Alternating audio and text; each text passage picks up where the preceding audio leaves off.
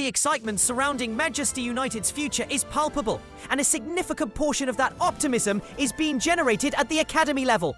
The standout figure in this youth revolution is undoubtedly JJ Gabriel, a player whose performances defy his remarkably young age. Having just turned 15, Gabriel is not merely participating in under-18 football. He is dominating it against players 3 years his senior.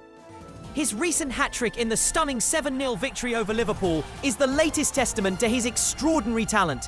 That performance was not just about the quantity of goals, but the breathtaking quality. Particularly his first, a sensational solo effort that showcased a level of technical ability and composure far beyond his years.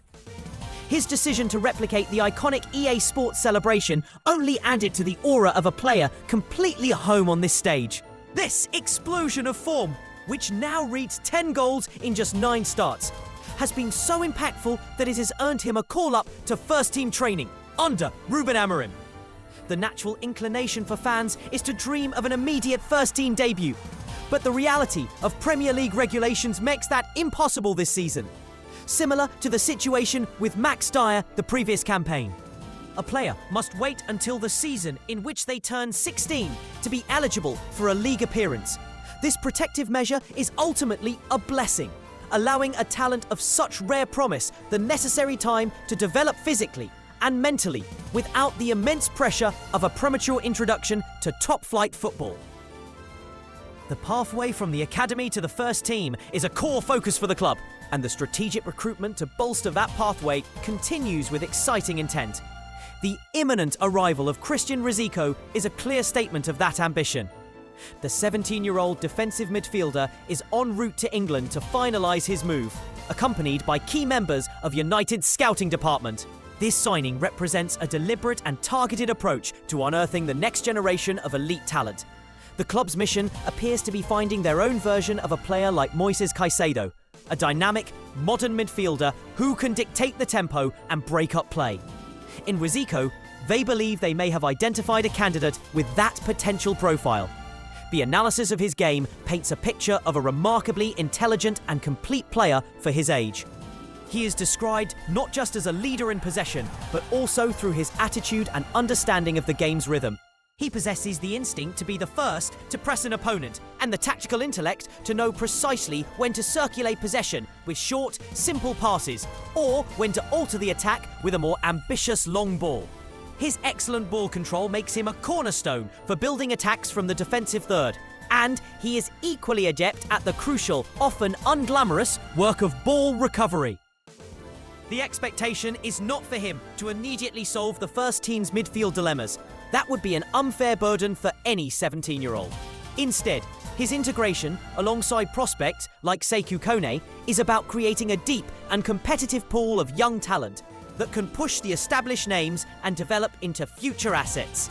This focus on building for the future extends into the first-team transfer strategy, where intriguing opportunities are beginning to surface. The emergence of a specific release clause for Stuttgart striker Serhou Guirassy has introduced a compelling variable into United's planning. The clause, valued at approximately €50 million, is reportedly active for a select group of 7 clubs, with Manchester United among them. Guirassy represents a specific profile, a proven, out-and-out number 9 with a consistent goal-scoring record over recent seasons. His current tally of 9 goals and 4 assists in 17 games underscores his reliability.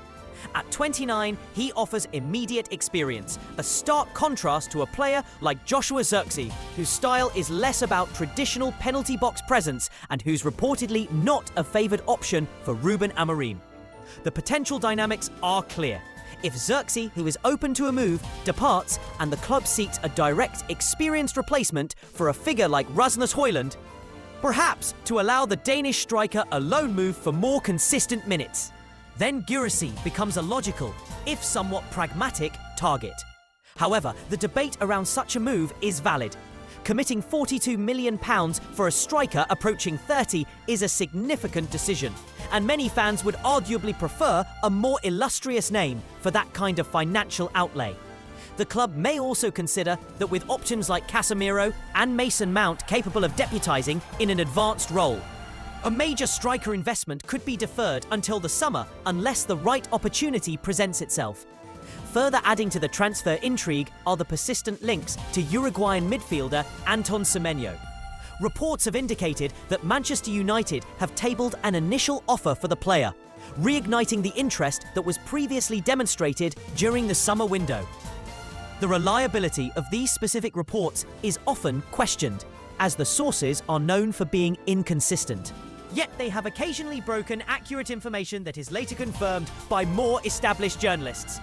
This creates an air of uncertainty, a common theme during the transfer period. The interest from United is acknowledged, but it remains unclear whether that interest has solidified into a formal bid. The situation is one to monitor closely, as developments could materialise rapidly, with updates from top-tier journalists likely in the coming days if there is genuine substance to the claims. Semenyo represents the kind of dynamic, technically gifted midfielder that would align with the club's desired profile, making the story one with a plausible foundation. Amidst the transfer speculation, the management of the current squad continues with careful planning. The organisation of a behind-closed-doors friendly against Arsenal is a strategic move designed to serve multiple purposes.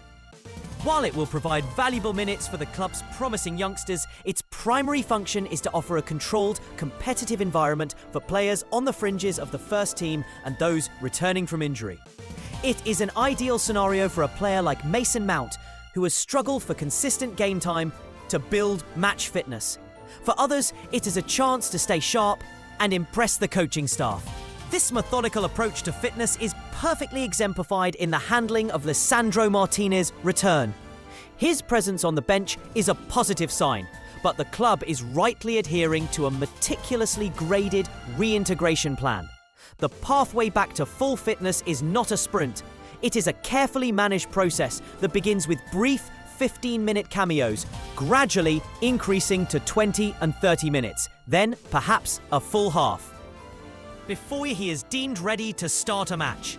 This patient, scientific approach is crucial for ensuring the defender returns to his best form without the risk of a debilitating setback, a process that will likely unfold over the next month. Finally, the midfield considerations extend to another potential opportunity in the form of João Gomes. The Wolves midfielder is understood to be very keen on a move to Old Trafford, and he represents an available option in the January market. However, the club's hierarchy of targets appears to place him in a distinct category. While he is a player of interest, he is not considered a primary target. The absolute priority for the midfield reinforcement remains Everton's Elliot Anderson, with a move for Barcelona's Frenkie de Jong still seen as a more complex operation likely reserved for the summer.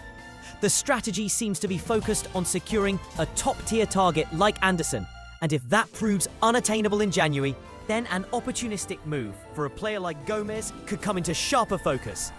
This delineation of targets illustrates a structured and disciplined approach to recruitment, focusing on primary objectives while remaining aware of valuable secondary opportunities in the market.